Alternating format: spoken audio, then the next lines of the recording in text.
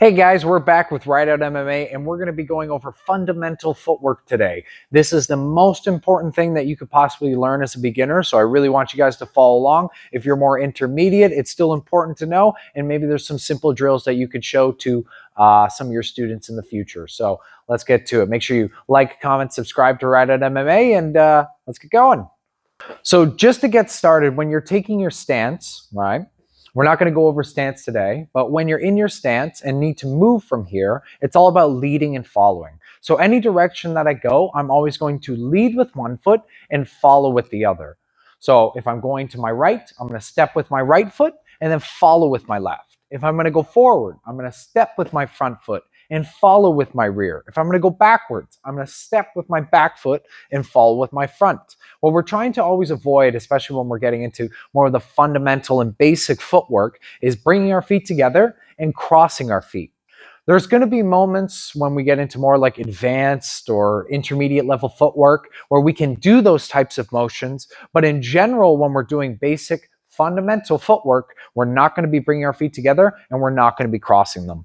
Whenever we're standing with our feet together, there's not really any ability to start any offense or really protect ourselves. And it's even worse when our feet are crossed. And so often when beginners are starting, they'll sort of walk around like this. And they'll lead themselves to the side by crossing their feet.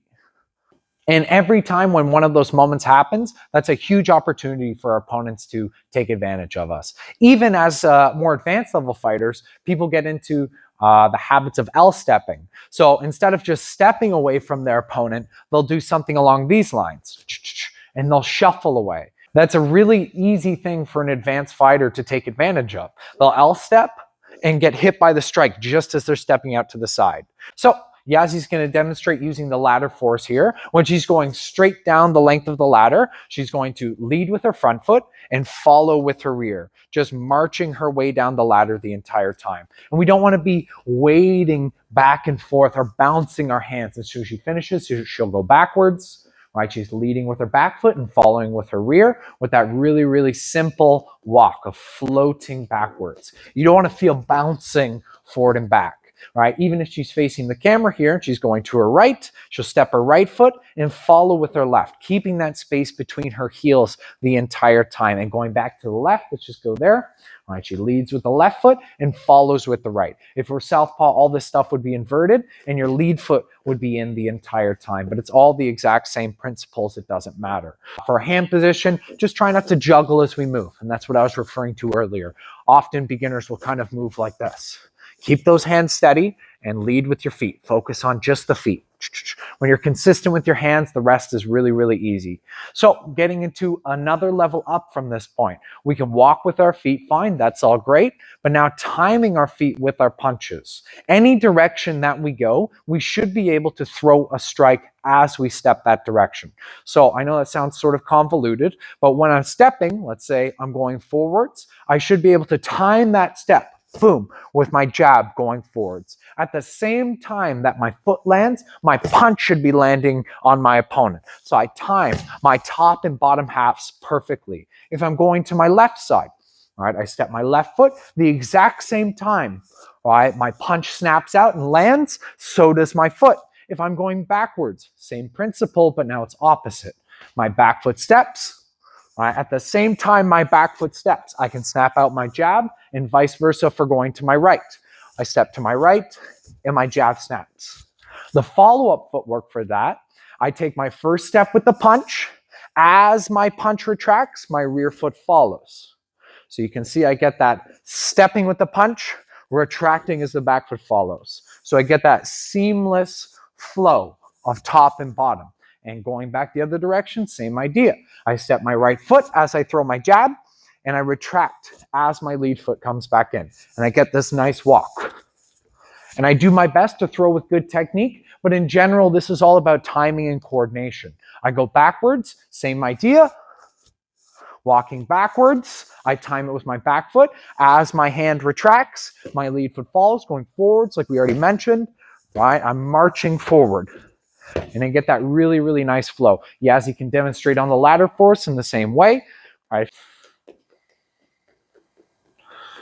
All All right, going back to the left side. Perfect. Right, she's timing her hands and her feet the entire time. So if I'm doing it with my cross now, exact same idea, same concept. On my first step, I'm going to time my cross with that step. I step forwards as I land my cross. As the cross comes back, so does my rear foot. So I can get that one step and punch, retract, and that follow-up step. I'm going to my lead side, to my left, same idea. I step, my foot and my hand land at the same time. I retract as my rear foot follows. If I'm going backwards, same idea. I'm going to step my back foot, boom, as I land my cross, and retract that punch as my lead foot follows. And over to my rear side, same idea, boom. Right, I step out as I throw the punch, retract, and bring this foot back. So even if I'm practicing on the ladder in the same way, step and punch, retract.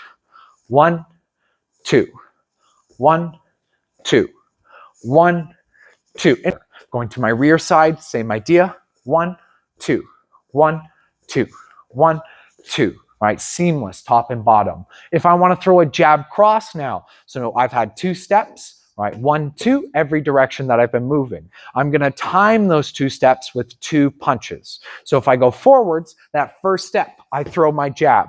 Just as I reel that jab back in and step my rear foot in, I land my cross. So I know it sounds like a lot, but in slow motion, it looks like this. Jab, cross, and then back to stance. 1, 2. If I'm going to my lead side, same idea. 1, 2. If I'm going to my rear side, it's opposite but the same. I step my rear foot as I land my jab, just as I reel my lead foot in, pivot and throw my cross.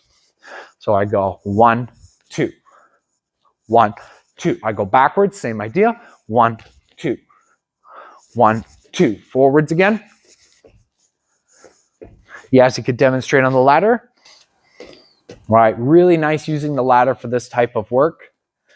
All right, just gives you a really objective way of looking at your footwork. She goes backwards, same idea. She's going to time her jab with her back step, right? If the pivoting is a little bit too much to think about, just again, focus on that timing of hand and foot together.